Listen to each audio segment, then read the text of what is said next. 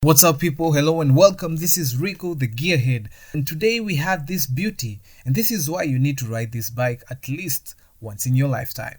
Cue the intro.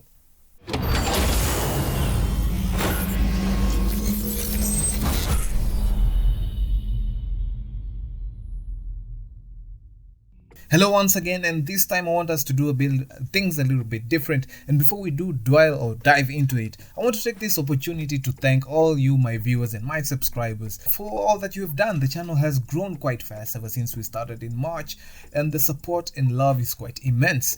I do not take it for granted because YouTube can be a little bit difficult and challenging, especially if people don't support you. So in so doing, we did start our giveaway campaign just to show you our thanks and to show, or rather to reciprocate the love that you guys have shown us. So there's a link down in the description box below in order for you to follow, and so that you can learn on ways on how to win the giveaways we have.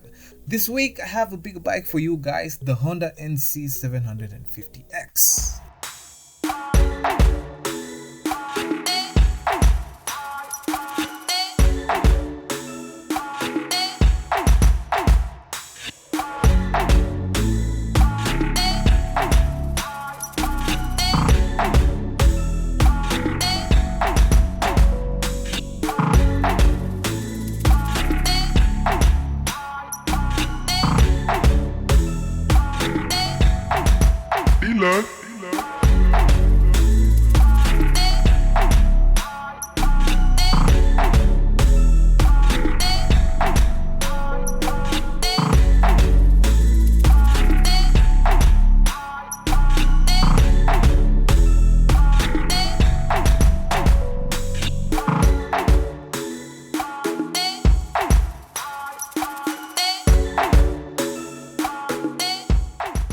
Well, I must say I had a ton of fun riding this bike. It felt quite powerful, strong and well planted, but also I had put a post up on my YouTube community page, and someone actually asked if I had the DCT version or rather the manual one. Well, for those of you who don't know, the bike comes with two modes, or rather two versions. The DCT version, which is the automatic car or rather automatic bike, whereby you don't have any clutch lever, but you do have drive and neutral button near the engine start button, and then everything, the gears are changed automatically for you. So all you have to do is just sit and ride.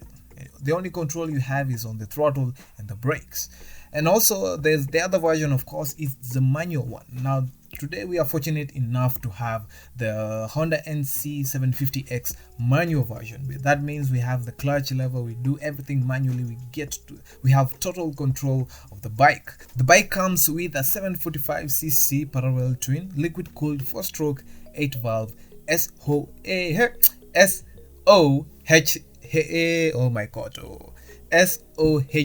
engine that produces 58 horsepower at 6,250 rpm and a maximum torque of about 68 Nm at 4750 rpm.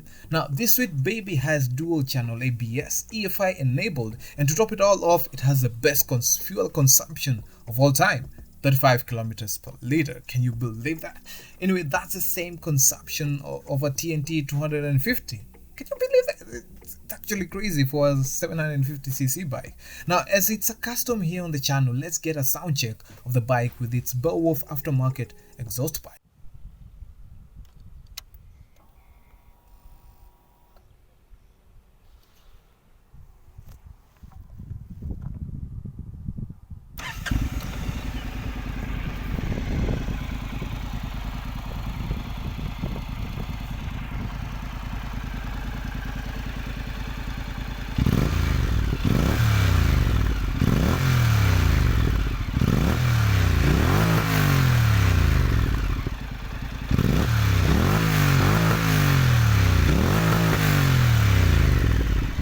Now the tires do come with a 120 and a 160 at the front and rear respectively, and it however doesn't come with any adjustable suspension, being that other bikes in its class do come with the adjustable suspensions, but I guess Honda decided to go the traditional way and make it as cheap as possible, although you do get the normal front shocks and a monoshock at the rear.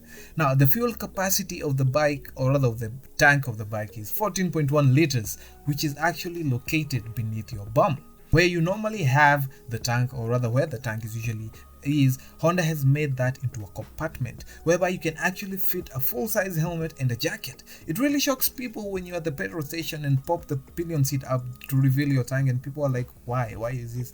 I mean, it's something different and quite nifty and crafty.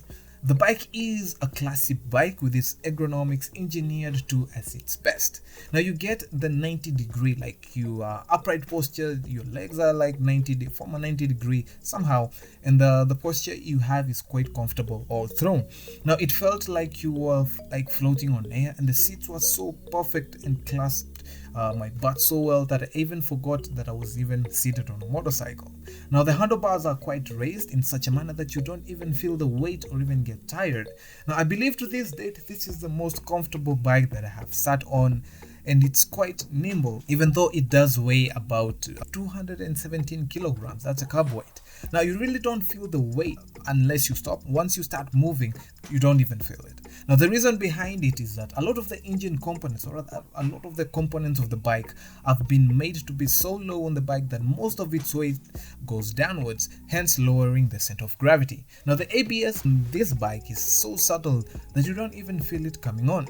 With its huge 320mm front disc, dual channel of course ABS caliper, you really don't feel like you really have the power, but you don't feel it as well. It's just something that comes to you like a whisper. So how does this bike perform on the street? I had the chance to take it both on traffic, on the highway, and some medium rough road. Now on the highway it is quite boring, if I am honest. It's a fast bike, don't get me wrong, but there's this characteristic of pizzazz that it lacks. Unlike the R6 which I rode last time, this one doesn't have a character. The R6 literally sucks your soul out once you hit that 8,000 RPM mark. It doesn't matter what gear you're in. Now the Honda NC750X has linear power delivery, which makes it ideal for normal street situations, which brings me to my next point. This bike has been termed by many as the queen of commuting, and I found that to be true for myself. You can ride on this bike on day's end without getting tired. The seat posture is there, the power delivery is there, everything is perfect on this bike. Honda really made a bike that is not too expensive and it's appealing to a lot of people, but also it offers top-notch quality on what you can get on other big CC bikes, or rather on other big adventure bikes such as comfort, rideability, and everything else. On the street it's not as bulky, or rather it's not as big or huge, so you can easily lane filter and split with ease. One thing to note is that you might want to take it a little bit easy on tighter spaces. The bike can scratch up and rather cannot fit on such places. The bike rarely hits up on traffic, so you get quite comfortable even when idling. And now for the twisties. The bike seemed to excel very much on the twisties. With its low COG and its nimbleness accompanied by the fat wide tires, the bike was exhilarating to ride on the turns. Now I did take it a few times on the figure 8 and it was quite splendid. With its short rev range, it was quite ideal in the situation that helped keep the engine steady as I took the turn. Finally, we do have some bit of off-road. Now one thing that on this bike has its low ground clearance. Now even though the bike came with a skid plate, it was difficult to ride on rough terrain or even going over higher bumps. Now the counter to this is raising the bike and installing a skid plate to protect the underbelly of your bike. There were really little faults that I did find on this bike, but we can't lack to a few. So one of the things that I did find difficult was how challenging it was to toggle the turn signals, as I kept finding myself pushing the huge horn button at the center in the process. Now the bike, despite it being a bigger CC, it didn't live quite up to my expectations as I had hoped. That is, for those of you who are wondering, that is a soul-sucking experience. And number 3 was that the bike wasn't mine. I know these bikes are expensive and I have a 250. It really bugs me, or rather it's really depressing having ridden a bigger CC bike, enjoying it and feeling the power, and then coming home to a rather 250cc. Don't get me wrong, I am grateful for all that I have. However, there's that tingling sensation of grading that always haunts every rider once you ride a bigger bike. And so I really don't hate my bike. It's all that I have for now, but I would really want to have this bike one day in my stable. Now, so in conclusion, Honda made this bike to be very commuter friendly in terms of comfort, power and consumption, and this bike is ideal from across the ballpark, from a beginner all the way to an advanced rider. With its huge service interval, this is the ideal dad bike. Like I said, if you don't know what a dad bike is, this is a bike that most people in their older ages tend to have, so that the bike that's comfortable, that's easy to use, easy to maneuver, and such and such and such. That's what a dad bike is. That's it for my first impression of this bike. I hope you learned something, and today, and always, do leave a comment down below. I do love reading and replying to all your comments. Follow us on Instagram at Rico the Gearhead, and if you have any questions, as most of you have, don't hesitate to DM me, don't hesitate to inbox me, whether in the comment section or rather private message me. My number is always at the